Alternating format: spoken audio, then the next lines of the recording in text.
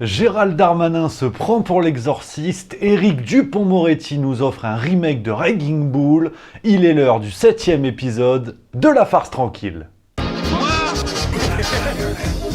Taisez-vous. Non mais cet homme est ahurissant. Porte-parole du gouvernement. Ce que vous venez de faire, c'est super.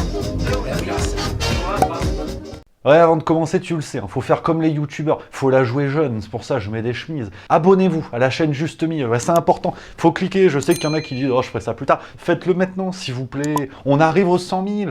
Aux 100 000, ça va être un truc de fou. Je vais faire un live spécial 100 000. On va boire du champagne, on va boire du jus de goyave, on va se régaler. Donc abonnez-vous, tout ça c'est grâce à vous. Et le pouce bleu, c'est bien le pouce bleu, il paraît.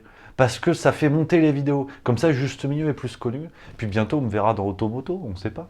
Et oui, déjà la 7e semaine que votre émission 100% politique, La Farce Tranquille, sur Juste Milieu. Allez, cette semaine, ça fera bientôt 2 mois. Ouais, tu rajoutes une semaine, sur le plan calendaire, on est juste. Donc, c'est quand même assez zinzin ce qui se passe. Et cette semaine, je peux vous dire, restez bien jusqu'à la fin de la vidéo parce que les pépites de la semaine sont délicieuses. C'est plus de la pépite. Cette semaine, c'était une mine d'or. Ah, tu te bestes, il n'y a plus qu'à ramasser. C'est le Jiffy de la bourde politique. Et souvent, Jiffy, des idées de génie, comme on dit.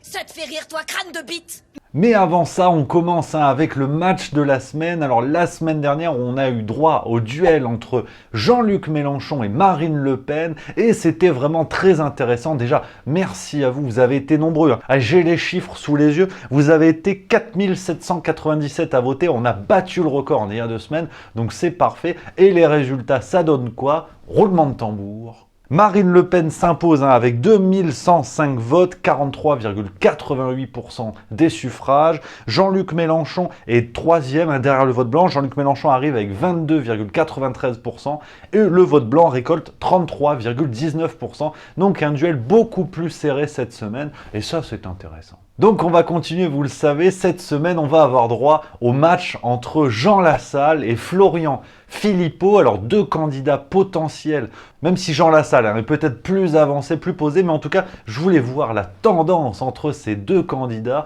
donc c'est parti, les liens sont tout en haut de la description, vous le savez, vous votez, et puis la semaine prochaine on fait les comptes, c'est pas plus compliqué que ça. Et on attaque tout de suite ce 7e épisode de La Farce Tranquille parce que ça y est, on y est. Le premier tour des élections régionales a lieu dans 4 jours, le 20 juin. On va se régaler.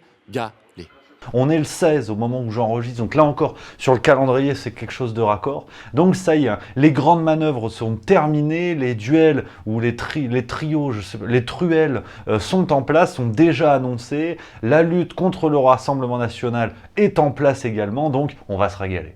Donc cette semaine, forcément, on va pour l'instant pas vraiment parler des élections régionales parce que tout le monde est focus sur le premier tour. On va un peu prendre de la hauteur.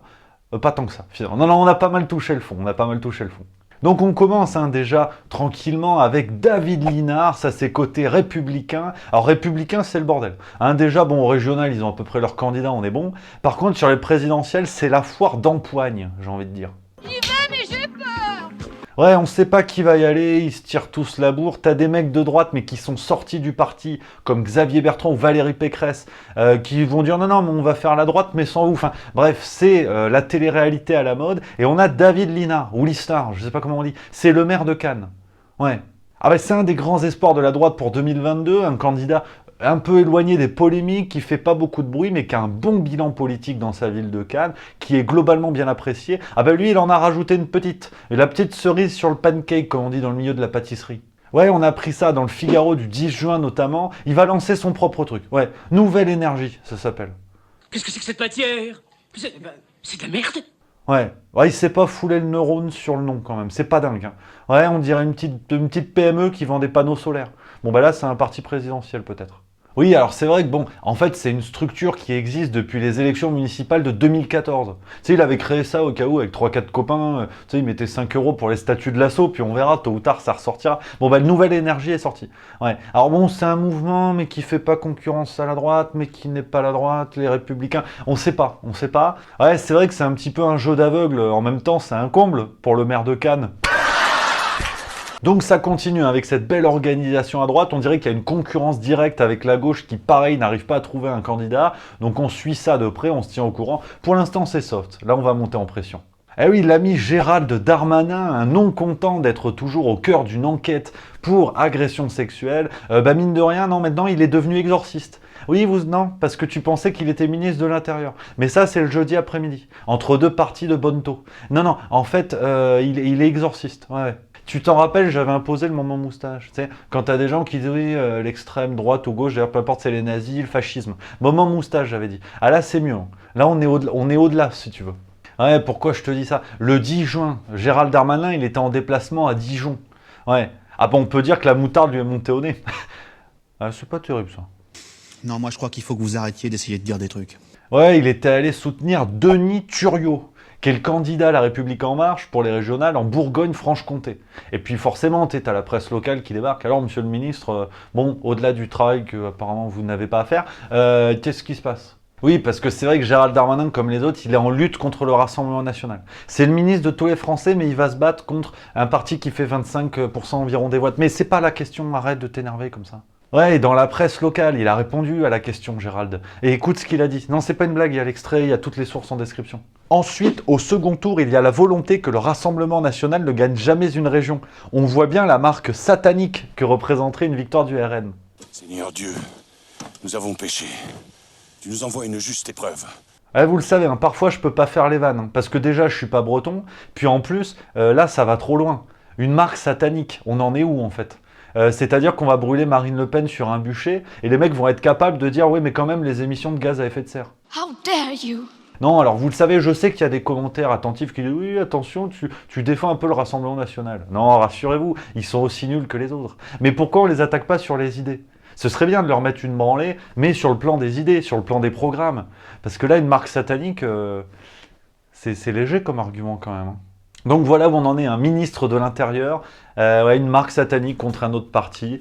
Bon, voilà. Hein. Bon, c'est le Rassemblement National, donc on n'a pas entendu toute la mobilisation républicaine dire, ben non, un membre du gouvernement n'a pas à dire ça. Non, là ils ont dit ça va, c'est possible, parce que peut-être c'est vrai finalement. Donc on sait pas trop, ouais. Donc ouais, voilà, Gérald Darmanin nous en a fait une belle, mais bon, c'est dans la lignée de ce qu'on a eu cette semaine. Je te dis qu'on a eu une très belle semaine. Oui, alors ça, c'est pas exactement politique, mais je voulais t'en parler parce que c'est quand même fort de café, comme dirait Jacques Vabre, à Roland-Garros. C'est la demi-finale. Il y a eu Rafael Nadal contre Novak Djokovic. Bon, peut-être que t'en as rien à foutre du tennis, ça t'as le droit. C'est Novak Djokovic qui a gagné. Bon voilà, je te le dis, je te spoil peut-être si t'as pas vu le match, mais c'est ton problème, c'était il y a une semaine.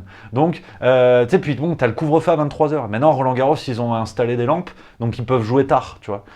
Puis le public a dit non, c'est un beau match, on va rester, donc ils ont commencé à gueuler. Et puis à un moment donné, t'as l'arbitre qui a parlé. Alors dans d'autres matchs, c'était pour faire évacuer le stade. Ouais, là, l'arbitre, il a dit non, en accord avec les autorités, votre présence est autorisée. Ouais. Et du coup, les mecs sont pas rentrés. Ouais, couvre-feu, bon, ils ont dit tant pis, c'est une marque satanique.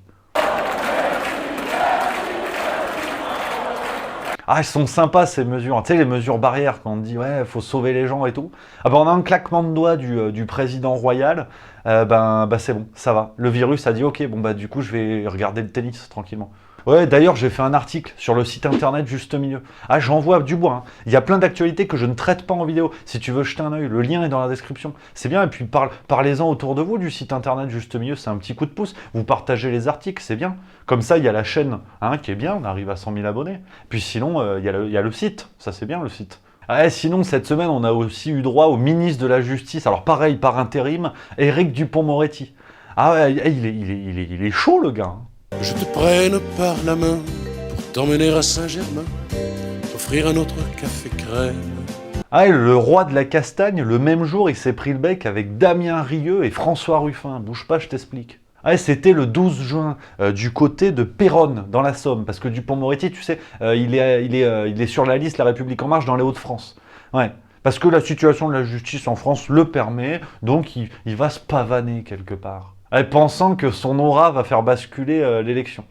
Ouais, ça j'ai pas compris pareil. Bon, donc tu vois, il se promène hein, en chemise, on est bien, on est détendu. Et puis il a croisé Damien Rieu. Alors Damien Rieu, c'est le candidat Rassemblement National au départemental dans le canton de Péronne, justement. Ah, puis les deux, ils se sont pris le bec façon canard énervé. Regarde, j'ai la vidéo. Hein. Allez promener Tapez votre sur Rolex. mes boutons de manchette. Allez promener votre Rolex. Tapez sur mes boutons, c'est pas une Rolex. Tapez sur Oui, mon c'est une Breguet, ça va encore plus cher. Ah, de- Vous avez vu l'état de la justice en France, vous avez que ça à faire de vous Mais oui, balader. mais vous allez tout Vous régler. êtes en vous. vacances. Ouais, et là, il est ministre de la Justice, ouais. Ouais. Si. comme ça, un mec qui vient interpeller les gens, limite, tu sais, tu veux faire un tête-tête, tu sais. Putain, on dirait des footballeurs énervés, là, qu'est-ce qu'il y a? Tu veux te battre ou quoi? Non, j'ai pas touché.